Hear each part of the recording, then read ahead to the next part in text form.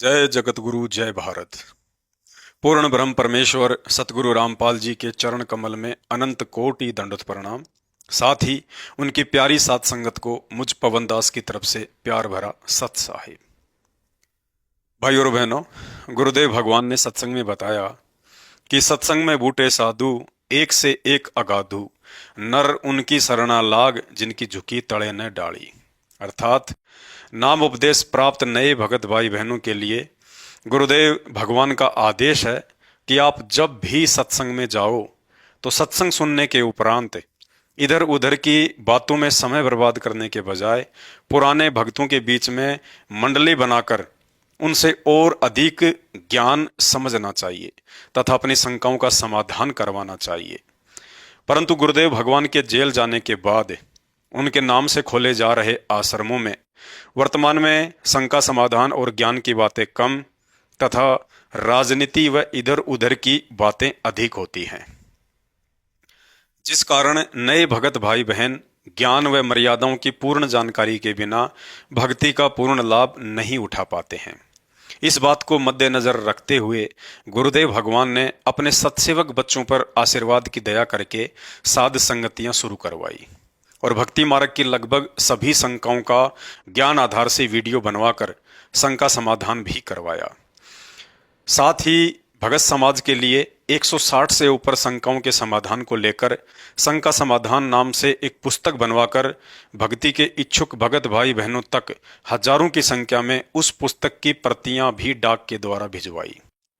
शंका समाधान पुस्तक की पीडीएफ फाइल आप जी इस वीडियो के ऊपर टाइटल में दिए गए लिंक पर क्लिक करके डाउनलोड भी कर सकते हैं।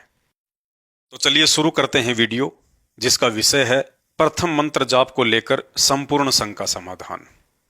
शंका नंबर 1, यदि किसी दिन मंत्र जाप नहीं कर पाते हैं तो मर्यादा खंडित होती है या नहीं। मंत्र जाप के विषय में गुरुदेव भगवान ने कोई किसी तरह की छूट नहीं दी है और यही कहा है कि दाव लगते ही जैसे ही समय मिले उठते बैठते काम करते करते या यात्रा में हैं तो आते जाते समय या आराम करते समय भी जाप करते रहना चाहिए। उपदेशी ने भगवान की भक्ति को सर्वप्रथम लेना चाहिए। यदि सांसारिक कार्यों में व्यस्त होकर आप गुरुदेव भगवान की भक्ति को ही भूल जाते हैं तो ये बहुत बड़ी कमजोरी है। भगत के लिए भक्ति से बढ़कर दूसरा कोई भी विशेष कार्य नहीं होना चाहिए, क्योंकि बाकी सांसारिक कार्य भी भगवान की भक्ति करते रहने से ही सिद्ध होते हैं। गुरुदेव भगवान कहते हैं, सुमरण से मन लाइए जैसे पानी मीन, प्राण तजे पल बीसरे, साहिब कबीर कहे दीन। जिस प्रकार मछली को पानी से इतना प्रेम होता है, यदि उसे पल भर के लिए भी पानी से अलग कर दिया जाए तो वह प्राण त्याग देती है। ठीक इसी प्रकार भगत ने स्वयं को मछली और गुरुदेव भगवान द्वारा बख्शीश मंत्रों को पानी की तरह समझकर सुमरण में सदैव अपना चित्त लगाए रखना है। एक अन्य वाणी में गुरुदेव भगवान ने बताया कि एक डाल दो पंछी बैठे, कौन गुरु कौन चेला रे, रामानंद का कह कबीरा, शब्द गुरु चित चेला रे। अर्थात जो शब्द यानी मंत्र हमें गुरुदेव भगवान ने दिया है, उस शब्द को ही अपना गुरु समझकर अपने चित्त अर्थात मन को उस शब्द के सुमरण पर लगाए रखना है। इसलिए मंत्र जाप के विषय में गुरुदेव भगवान ने साधक को किसी भी तरह की कोई छूट नहीं दी है। भाई और बहनों, हम आत्माओं के आत्म कल्याण के लिए गुरुदेव भगवान के लंबे भक्ति संघर्ष को ध्यान में रखते हुए अब भक्ति को ही सर्वप्रथम महत्व देते हुए अपने समस्त काम धंधों से फुर्सत पाकर हमने सत्संग, सुमरण व आरती के लिए भी अवश्य समय निकालना चाहिए। शंका नंबर 2, क्या आरती की तरह मंत्र जाप करने का भी कोई समय निर्धारित किया हुआ है? गुरुदेव भगवान ने बताया कि नाम उठत नाम बैठत, नाम सोवत जाग बे, नाम खाते नाम पीते, नाम सेती लाग बे। अर्थात मंत्र जाप करने का कोई भी निर्धारित समय नहीं है। आज जब चाहें, जिस समय चाहें और जितना चाहें मंत्र जाप कर सकते हैं।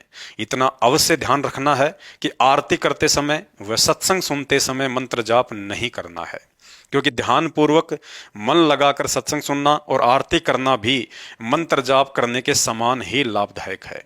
बाकी किसी भी समय उठते बैठते, खाते पीते, नहाते, यात्रा करते समय या सोते समय कभी भी मंत्र जाप कर सकते हैं।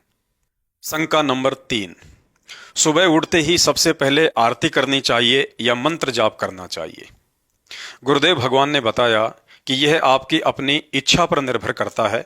चाहो तो सुबह सुबह आंख खुलते ही बिस्तर पर लेटे लेटे या बैठकर कुछ 10, 20, 50 जितने भी आप ध्यान लगाकर कर सको मंत्र जाप कर लीजिए, या चाहो तो पहले आरती कर लीजिए।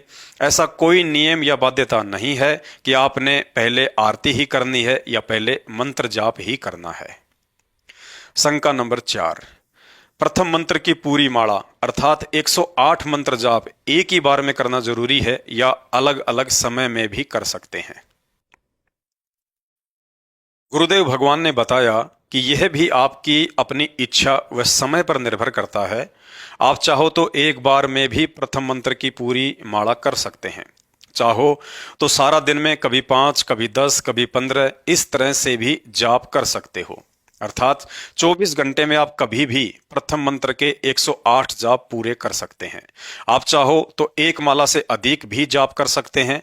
जितना जाप करेंगे उतना ही भक्ति धन जमा होता चला जाएगा। गुरुदेव भगवान ने बताया, यदि भगत को 2 अक्षर का श्वास से सुमरण करने के लिए सतनाम का सुमरण प्राप्त हो चुका है तो उसके बाद प्रथम मंत्र से अधिक सतनाम के सुमरण को महत्व देना है। अर्थात सतनाम प्राप्त होने के बाद प्रथम मंत्र की भी एक माला तो प्रतिदिन करनी ही करनी है, लेकिन उसके बाद सतनाम के सुमरण को ज्यादा से ज्यादा महत्व देना होता है।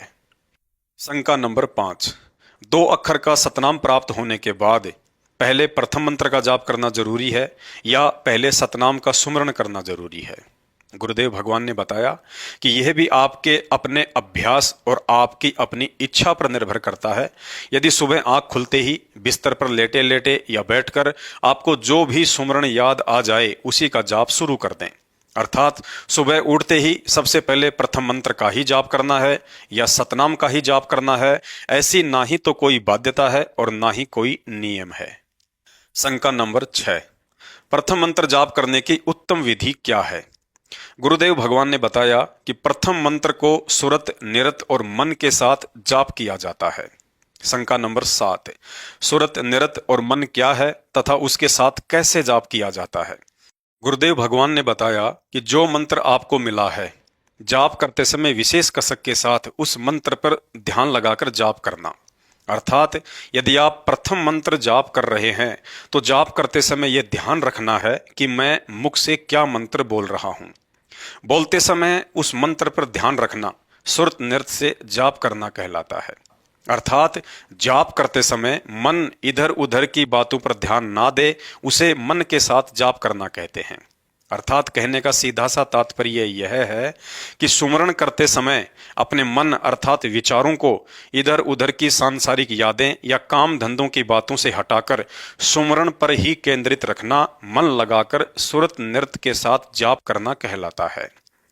एक उदाहरण देकर गुरुदेव भगवान ने समझाया है कि जब आप प्रथम मंत्र जाप करते समय अपने मुख से सत सुकृत अविगत कबीर बोलते हैं तो सत सुकृत अविगत कबीर बोलते समय अपने होठों से निकलने वाले इस शब्द पर ध्यान रखना सुरत, निरत और मन के साथ सुमरण करना कहलाता है।